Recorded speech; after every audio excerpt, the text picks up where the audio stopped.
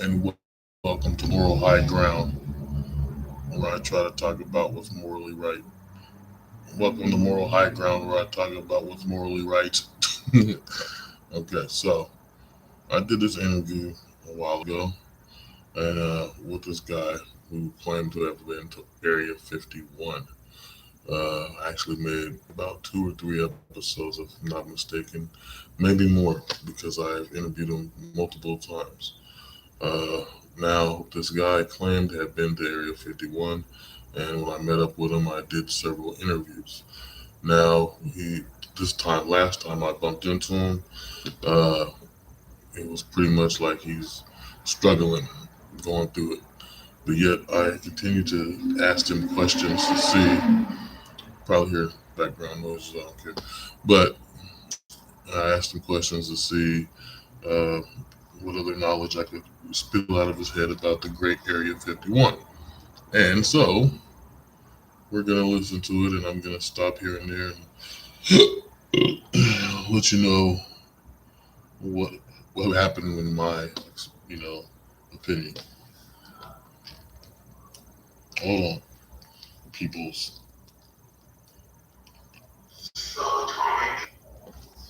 This is a discrete cult of people that have an ominous,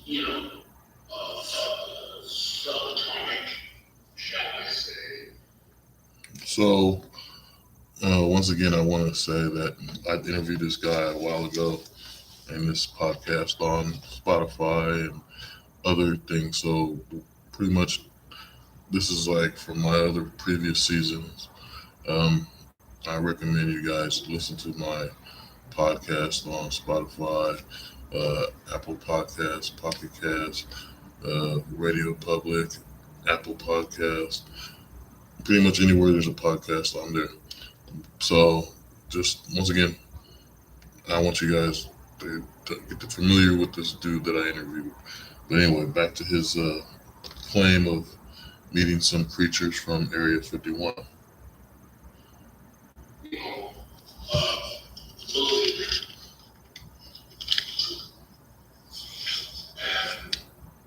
have a cult.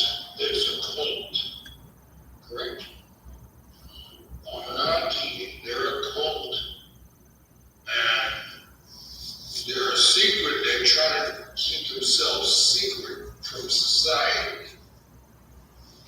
And they have beliefs that are far removed from regular society.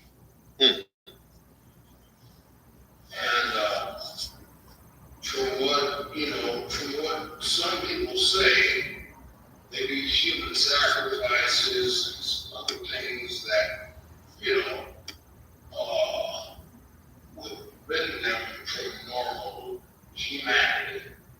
And this is one of the reasons why they keep themselves secret.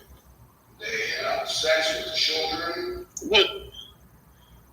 Yeah, you asked me. I'm telling. So, right there, I was questioning him. Now, first off, what he's talking about, um, because I was managing to get something out of him about the Abenaki tribe, uh, which people talk about have contacts, or the Nabanaki, or however you say it, because they also talk about on ancient aliens. And I figured since so, let me get back up a bit. So this culture, the Nabanaki or Abenaki tribe, was a Native American tribe who had contact with aliens, and supposedly the tribe had went off into the stars by the native accounts. But yet the people say that some of them went to neighboring tribes and became part of their tribes. But what he's saying is they're actually a cult of uh, human sacrificers or whatever that had some kind of ties with aliens. I'm completely confused, and yet I interviewed him anyway to figure out more about what he was talking about. So this is more of it right here. I'm listening. Yeah, they have sex with children, and they do human sacrifices. So I did with elderly, instead of letting them, go to like old folks' homes, they took the elderly and they sacrificed them. And then before God, there's, they're worship. I was told that the Abenaki tribe was an Indian tribe that meant native aliens. And the aliens came, tied things, and took the tribe up to the stars with them. And then other people believe the tribe went off and joined the other tribe closer to them and became part of their tribe. But really, the aliens, the Abenakis, took the tribe up to space with them. That's a whole different set of humans. These are people that. Yeah, I gotta stop it here because what he talks about here is he's saying, and hopefully you guys can hear it. If not, I gotta do it again.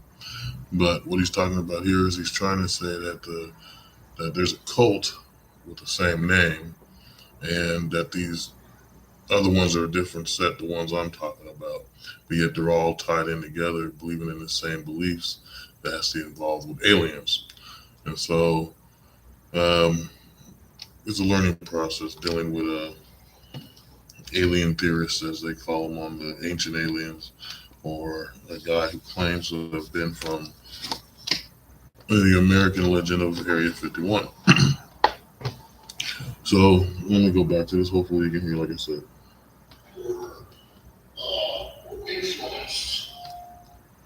Influenced the Indians, the Native Americans.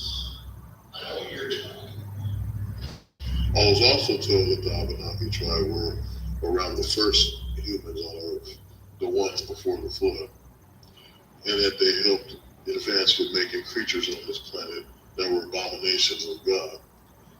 And Noah actually had a different name.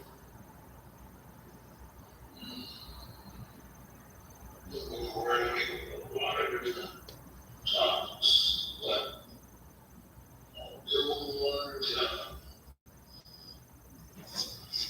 the indigenous Indians that we Native Americans, okay,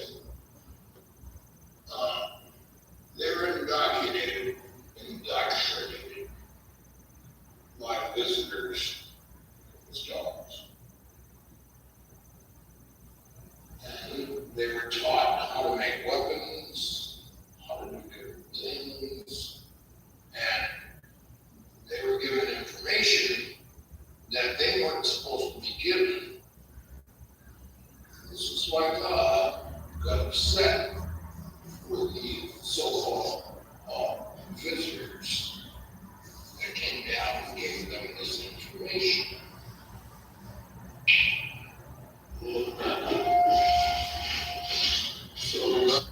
So right there, he's saying that this alien group that came for this Native American tribe had actually been taught a lot of things and was given up information by these extraterrestrials to guide them in their culture, but it was a curse or something bad that God himself found out. This part kind of confused the hell out of me because, okay, I don't know, it's just the whole thing you threw God in there and there's aliens and whatnot. Not saying that there isn't any type of alien. What I'm saying is it's a little hard to believe when God had, created us to be their perfect being. But in that sense, I always think that, because when you create something, there's always rough drafts or the bad one or something you got to edit over again, bad artwork. And in this case, I believe what's going on is we're talking about beings that God, said weren't perfect, but they're out there, And so that's where I believe he's going in this scenario. I got to drain out sound so you guys can hear better. So hold on.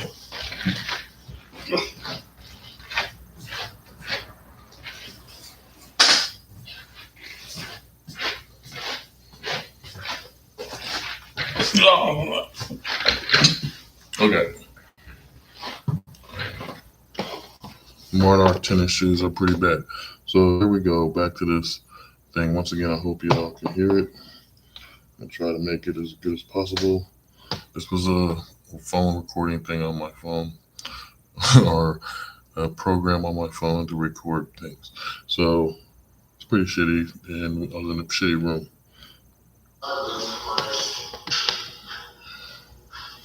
He was this guy.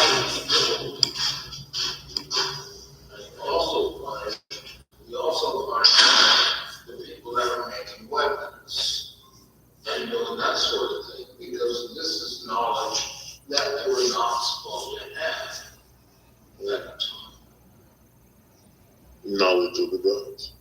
Knowledge of the gods, the knowledge of weapons, shit they weren't supposed to know, because they were supposed to be a peaceful people, and go by God's rule of time.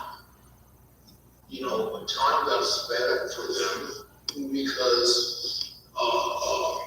these visitors gave them information that they weren't privy to, that they should not have had at the time. What do you mean sped up time for them? Because if you're 5 years old and you're playing with Tonka trucks, and somebody comes over and brings you an M16 and teaches you how to use it, that's speeding up time. So really there, I had no idea what the hell he's talking about, because he's saying a kid gets a Tonka truck and it ends up getting the M16, and then it speeds up time for him, kind of moving him from childhood to adolescence, adulthood, if you will. But the problem with this is it makes no sense logically. I understand it's like you have to leave childhood things behind to become a man. And I think that's the part where he's trying to get at, but in his sense, it's sped up time. I don't know. Maybe because in previous episodes he said he communicated by these beings that gave him a different outlook on things. So I don't know. But here we go. You mean like going from the Bronze Age into the Steel? Right. And these things are not meant for you at this time. I mean, they brought you. Going from the witch trials. They brought you a computer. If you're in the Stone Age and someone brings you a computer and teaches you how to use it, you're jumping ahead in time. And that wasn't meant for you at this particular space and time.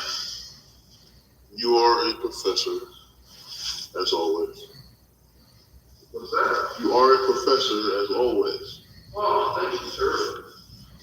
So, when these things are granted, to these people that weren't prepared for it, even though they accepted them and they were excited about it and everything, and they accepted them. They went off the freaking rails. They drove the freaking car off the side of the road, mentally, physically, psychologically, and that's when people started dying. It was killing me because. It's funny you say it that way. Yeah, man, killing each other, doing some stupid shit. It's like, dang. When God was pissed, still is pissed. So, before I go again, just like to pause because I'm reviewing this thing with you, even though it was an interview. Is the thing here is where he's trying to talk about God being involved in this situation with aliens reaching human people. So this is the part where I start to realize he's actually talking about the first generation before Noah's flood. He's actually talking about Nephilims and whatnot. And so this is where he kind of goes into a deeper state about these aliens. I do make him hit a chord where we're going back to previous episodes of him talking about being in Area 51, except for I noticed that his claim to say Area 51 is in a whole different location than we all previously know, is changed. So pretty much he changed his location where he saw Area 51 and other things. The thing about it is, now I don't know if it's a thing of being afraid or it's just a thing of trying to cover his ass from the previous interviews I did with him. So here we go.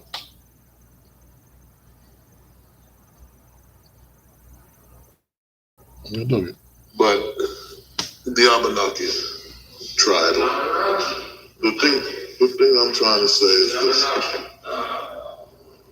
Okay. But my God, Visited. All right. These are beings from another planet. I'll tell you who the Anunnaki are.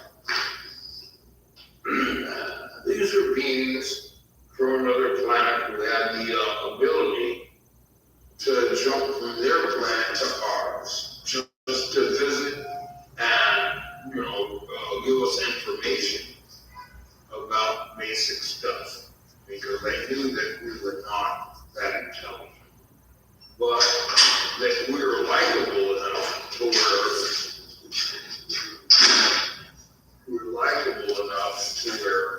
they would communicate with us. And if you're wondering what all that extra noise is in the background, that's people entering in and out the building through our conversation. So, yeah, it's a little stupid, but yeah, that's what happened. Anyway. Oh, damn. Just certain things. They were just, little things here and there. As much as we can understand. Because some things, because mankind ain't that dang bright. But, they would indulge us in information as much as they felt like giving us. so you believe in the Ancient Alien show? The show? No, there were ancient aliens. This isn't the Anunnaki. No, I'm just saying the show mostly indicates that humankind has no independent thought, no creational skills. And so aliens always give humans with some kind of ability or weapon of some kind, to advance that race or people. This is where I just went about. Well, no, so I'm saying, do you believe in the Ancient Alien show itself? The show? Yeah, on the History Channel. Yeah. I believe that they're hitting on the basic information of reality. But it's not the 100% information. Nothing's 100%. The thing about it is, You're jamming me up with well, I know it's been a while since we talked about this type of stuff, since the interview we did a long time ago. But my question, is like, okay, for instance, if we're talking about it, but I had a memory of my uncle talking about the Dagoon people. But on Ancient Aliens, they don't call them the Dagoon people, they call them the Dagon people or something like that. Similar thing. Aliens came from the stars in Africa, went to these people and taught them some stuff, and stuff that no one else knew at the time. And they were able to guide other cultures with the knowledge that they were given by the aliens, the Dagoon people. Well, it just hit my mind. I always start at the beginning and go one step at a time. I'm sorry. Please iterate. So I went off on a tangent because I started thinking about. So here's the thing. So I had an uncle who called himself Jomo, which was a good spirit, and then there's the bad spirit, Mojo, and this is African thing, and they come from the Dagoon people. And one day I noticed on Ancient Aliens, because I can't stand Ancient Aliens. It starts off like a cool history lesson, then it goes into some crazy crap, and it's just stupid. So anyway, what he was talking about was telling me that aliens came and they taught him all this stuff, and they were like, cool or something like that. So the thing, he didn't really tell me a lot, but then I watched Ancient Aliens, and bam, here we go, talking about that tribe, and it caught my ear because that's something he used to always talk to me about. And the thing about it was, he made it, or they made it clear what type of people it was, aliens that came and visit this African tribe, and they were like water aliens or something, and prepare them for something, and they celebrate them constantly and know things that other cultures don't. So they're not a tribe that's over civilized like we are now. They're still keeping to the ways that they had the very first day they encountered these alien beings. And so this tribe that's ancient and still around today, which is a rarity, uh, holds strong to the belief system and the legend of their ancestors meeting these alien creatures. And so it was amazing that a black man who knows of the tribe taught me all that before I even heard of Ancient Aliens. And so when I watched Ancient Aliens, it was like, whoa, this is crazy. But anyway, not to go too far off topic, this interview here, we're talking about the Namanaki, or Abenaki tribe, and their encounter with aliens. So it made a similar thing in my mind, and that's why I brought it up to him, because it's like, hey, there's these two tribes now, two different cultures, two different races across the planet. Well, same race because we're all human, but that both were encountered by extraterrestrial beings before anybody even was calling them that. So anyway, Continue. I always start at the beginning of, the beginning of our race, or what I consider to be true.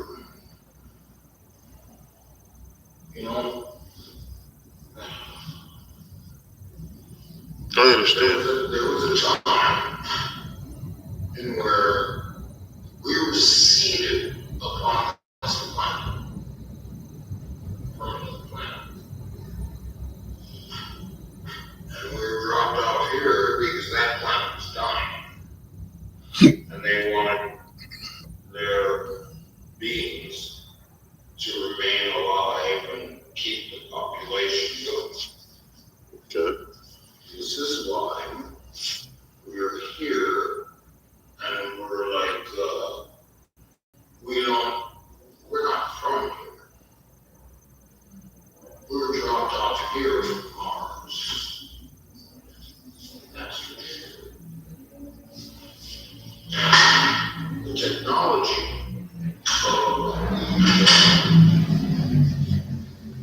there's some crap outside, so I had to pause it for a second. Plus, I wanted to say that what he's talking about here now, I remember this conversation that day, and he's trying to say that we're from Mars, and America's not America, Earth is our second home, and that all humans come from Mars, and we got here, and we were brought here to repopulate, and hopefully go back to our original home, which was Mars, is what he's saying.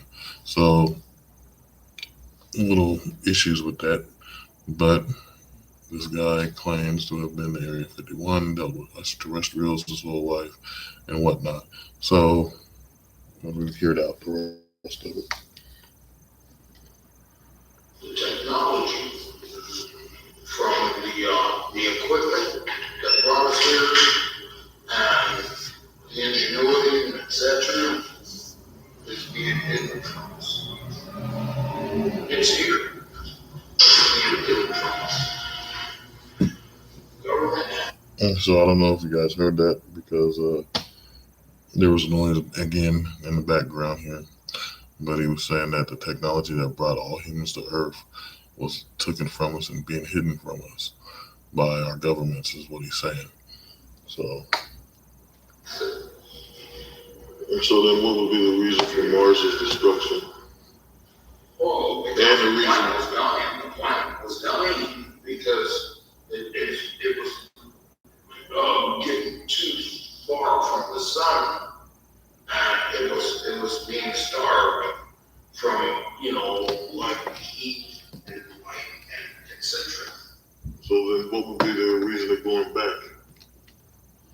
was going back.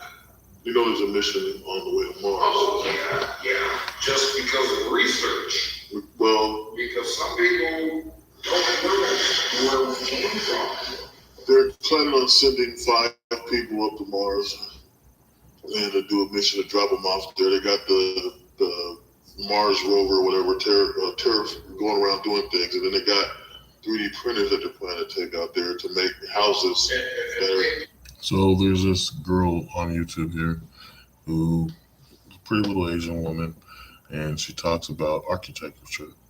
And I find her show interesting because I'm like, like it's a whole different thing. I took a construction class on how to build houses, and her show is like an advancement on that knowledge that I learned back when. And I'm thinking, if I can build something like this and that.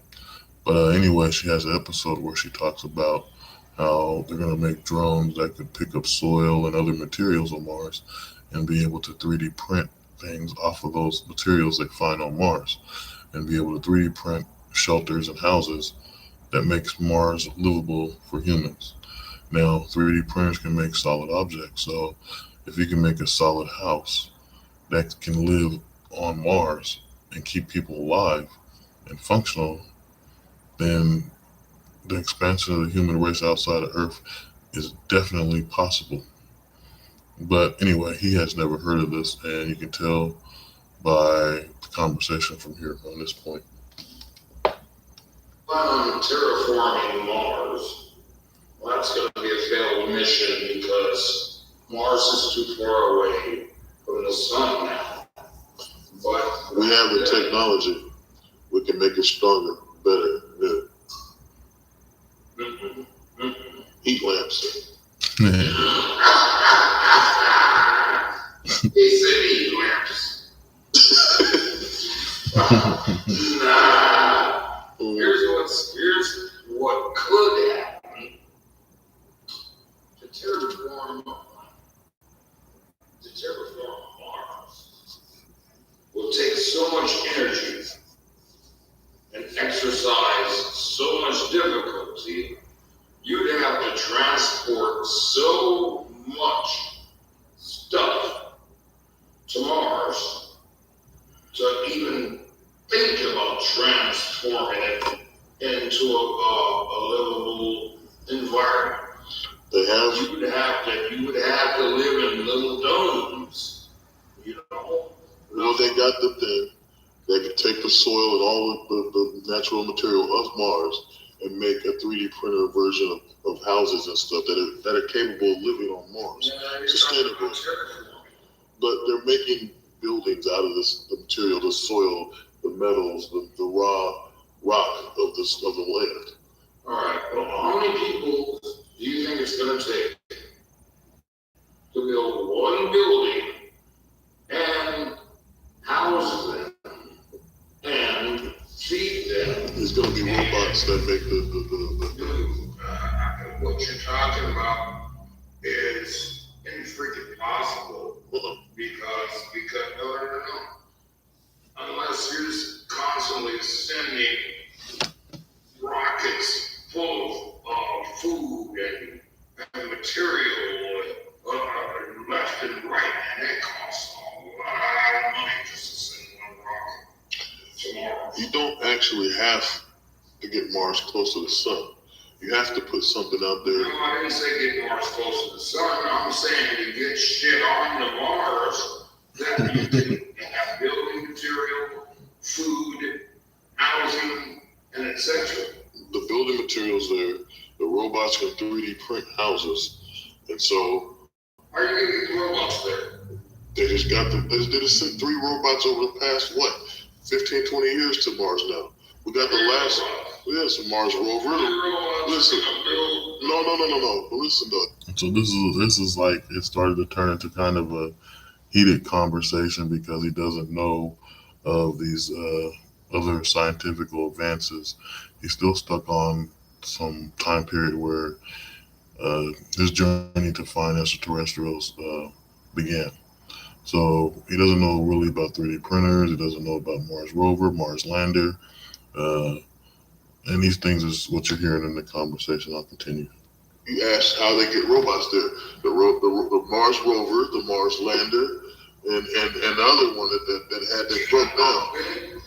The rover and the lander are. Yeah. They're complaining about this big, dude. But they had to come through this capsule thing that broke through entry. It landed perfectly on the ground, and then was able to get up and move around. Now they have 3D images, photo images of things on Mars. There's actually skeletons on Mars of creatures that once was, as well as water and other materials that can make this land habitable. I have to say this just for kicks. I dig the way I talk sometimes. Well,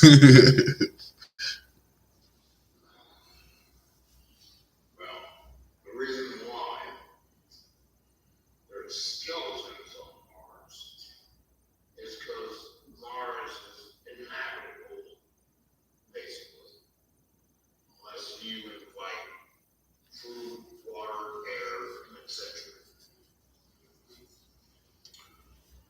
The sunlight can come by having a kind of like a space station in the middle of space that can reflect sunlight directly to Mars.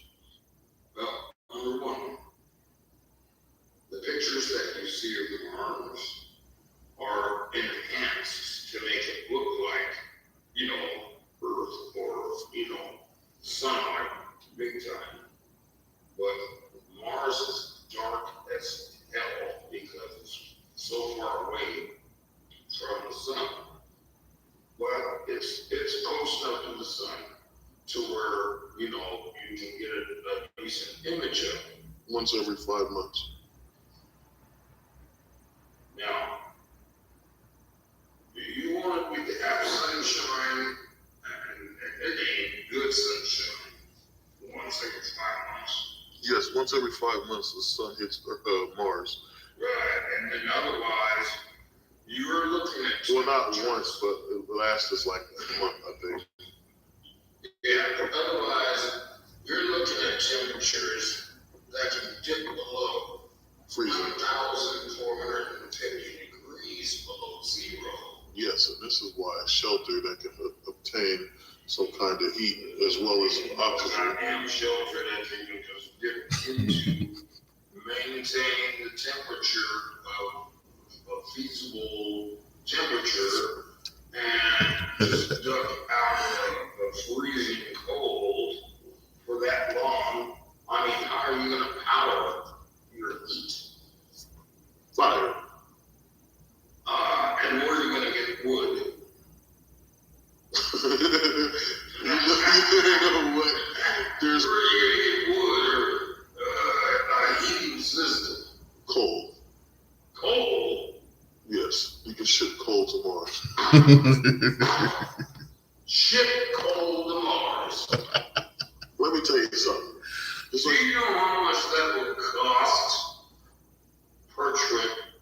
This is ridiculous. Ridiculous. Okay, I got pause it there. Okay, I was kind of doing a tit for tat thing with him. He didn't pick up on it, but I was just like, yeah, I know Mars stuff too, type of thing. He was doing this, being serious about what he knows about Mars and whatnot. But I thought, like, I'm trying to like outsmart him there, but it's just going into some weird nonsense. But from here we go off on, I think we're talking about the moon, and then something about Area 51, because I started making him rehatch what he told me before about Area 51, because I remember an interview after I did a recording for Moral High Ground here. We had a conversation off mic, and he was saying about certain species that are underground, as well as some kind of vortex species, but couldn't get it out of him this time. But it was still an interesting conversation, and I wish I would have recorded it after the initial episode I made, because it was right after we stopped recording that he started bringing this up. And so, anyway, a portal within the Earth is interesting to me, and should be interesting to some people.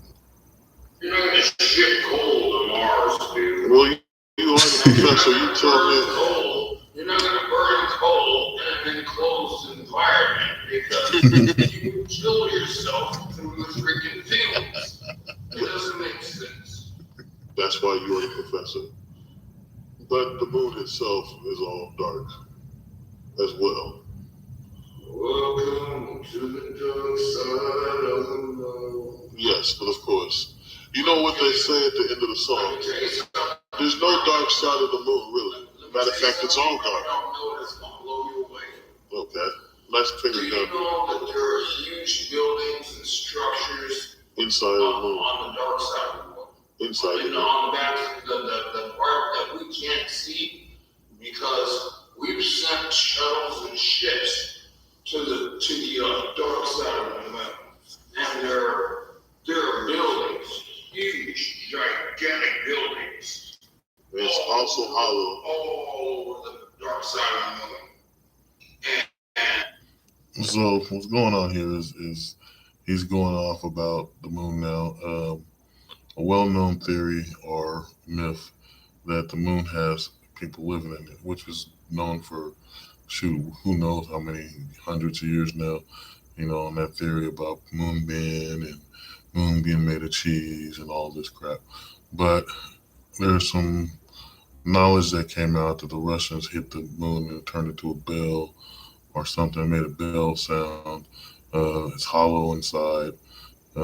His theory about the other side of the planet having people living in buildings and whatnot. That's actually like that story Inhumans, the Marvel story. I don't know if he got it on there or if he believes in this, but this is the part where conspiracies come in and people start going off on conspiracy type theories about aliens and what they're doing and whatnot. But like I like to say, every madman's story could be a bit of the truth. So here we go. Russia has been sending ships there. We've sent ships there and rovers, and we're investigating these ginormous freaking buildings, and wondering who put them there, because they're mostly like vacant now, like they were put there 1,000 years ago or something. But look that shit up on your phone. I know about it already. I also know about Russia getting there and they hit something against the moon and it made a big sound like a bell. Oh, that was us. We did that. No, it was Russia. We slammed. It was right after Sputnik. We slammed the satellite into the moon to see if it was hollow. No, Yeah, we slammed the satellite into the moon to see if it was hollow. And it was like 23,000 miles an hour. And it rang like a bell. Boom, boom, boom, boom. And it reverberated for over an hour and a half. Was it an hour and a half? Oh yeah, more than an hour and a half. The moon is huge. And it boom, boom, boom, boom, boom, boom. So right there, he's imitating the sound of what the moon did after it got struck and started ringing like a bell. It started making a bell noise, and he's saying it reverberated like, vibrations of the moon, and it made that sound that he's talking about here. There's stuff you can look up about this, so it's not a thing where let's just put it this way, I'm not playing tit for tat here or trying to have a little stupid who's smarter thing. It's actually a thing where we both obtained information on this, and actually his might be a little bit more verified in some ways, and mine might be solid too, because I was actually talking about like the thing with the Russians. I heard it was the Russians that made the moon make a bell sound, so I'm not sure where his part comes from. Now there's people though that, which makes that odd, because there's some people that believe that there's no sound in space, which is odd. No, okay. Depends on what you call sound. Now, if you're in outer space, you can't hear shit because you have to keep shit on your ears and your nose and your mouth and all that bullshit. So you don't know there's sound. But there's sound. So you have to deal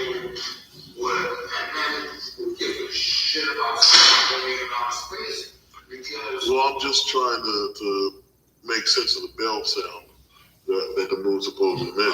So that's why I said, why is it sound? Well, that's why. Well, that's what I'm saying. It reverberated for over an hour and a half. And, it made vibration. Right. It vibrated because they have sensors on the satellite. Not only do they have a listening device, they have sensors and that sense vibration. And this thing reverberated for over an hour and a half because they crashed a freaking satellite into it at I think it was 2,000 something miles an hour. And this ain't no little satellite. It's pretty heavy. And punched the freaking planet up. God damn it. And it's like, whoa. Wouldn't the moon be considered a dwarf star? Yeah. Wouldn't it be considered, the moon be considered a dwarf planet, like a dwarf star type of thing? Like how they say it's not a dwarf star. Like Pluto's a dwarf planet now or something like that? Well, it's a chunk of rock that got chipped away. Perfect circle though. Yeah, well, once it got spinning, it wasn't always a perfect circle. It was a chunk of rock and material, and then it was spinning so fast through space that it formed into a circle. What is the gravity? 5 times less than ours? Or something? The moon's gravity? Yeah. Moon's gravity is 1/3 less than ours. Oh, so yeah, it's still walkable. It's still walkable, Yeah. but it's only a third. You can't run on there because you'd be floating like in the Superman. You can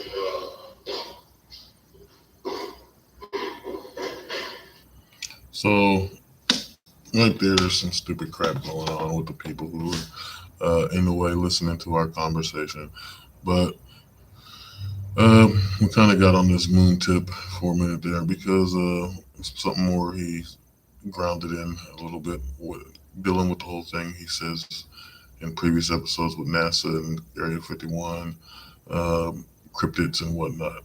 So, he's got a lot of little stories and things he says he's professionally experienced in.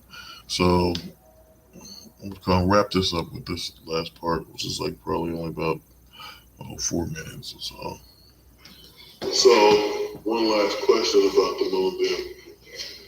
Buzz Aldrin and Neil Armstrong, which Apollo was that? that's Apollo 15. Buzz Aldrin? It can't be 15. Apollo 11? Because 13 was in like fucking the 80s or the 90s. So The Apollo missions, that was Buzz Aldrin, Neil Neil Armstrong. Armstrong, and they made the trip to the moon. And they were the first ones to go. We saw spacecraft following our ship. Yeah, I heard something about that from I think it was Buzz Aldrin that said something on one of the shows I was watching. Both of them did. They were, dude, there's something outside our ship. And once we got to the moon, they're like, okay, this ship is sitting here watching us on a cliff. They're sitting on a cliff on the moon watching us. This is for sure. Yeah, this is stuff you learned from the Area 51. Oh man, this is, dude, I've been to Area 51. I know. And Stephen, we talked about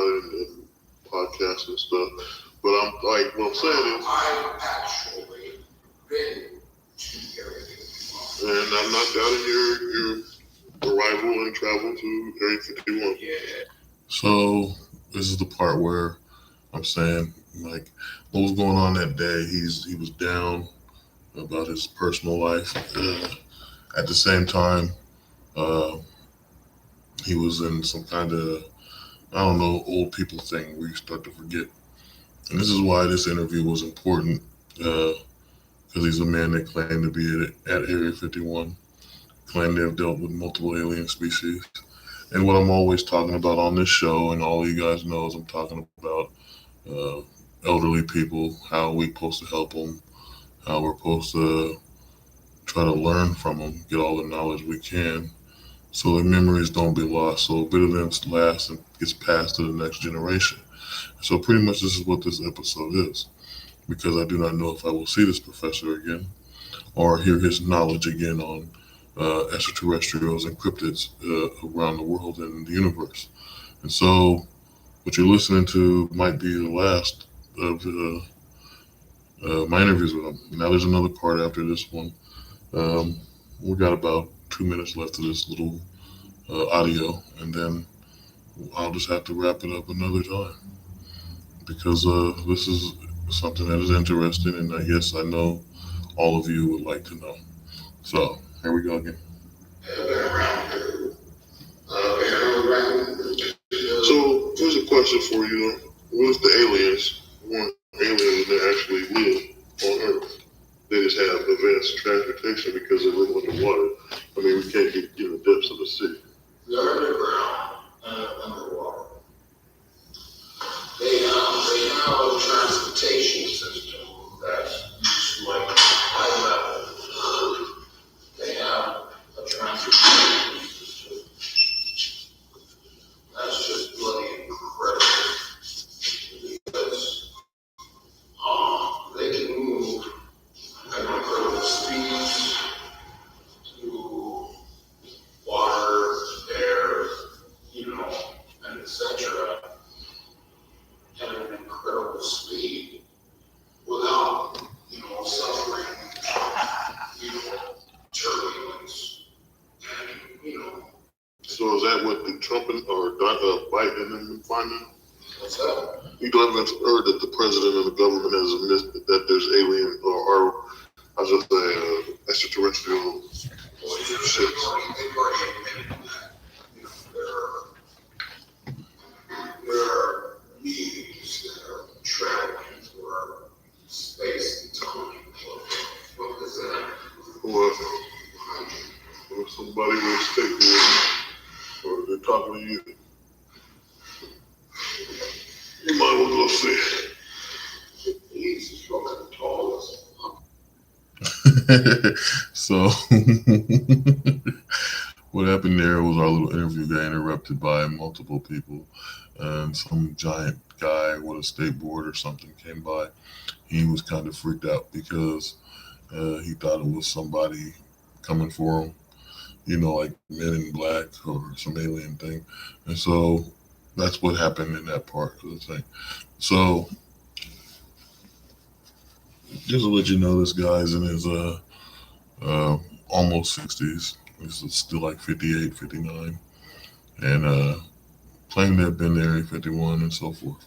And so, like I said, getting knowledge from the old and trying to preserve it for generations to come. Now, there's things a lot about creatures appearing now, things appearing from the water, where the water was, and, aliens coming to Earth.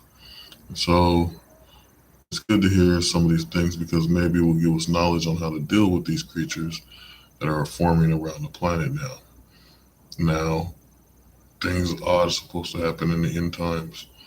And maybe these are the things that occurred that will happen to lead us to the path to let us know that we're on the wrong path, and that we need to straighten out before the big kahuna comes. And I'm just thinking that we have to be more wiser on all knowledge when it comes to other beings, other cultures, and God himself. And so with all that being said, I'm just going to wrap it up, and I'll play the next one for you next time. Peace be with you all. Blessings upon you always. keep a good heart, and do a good job. Good job, people. Always.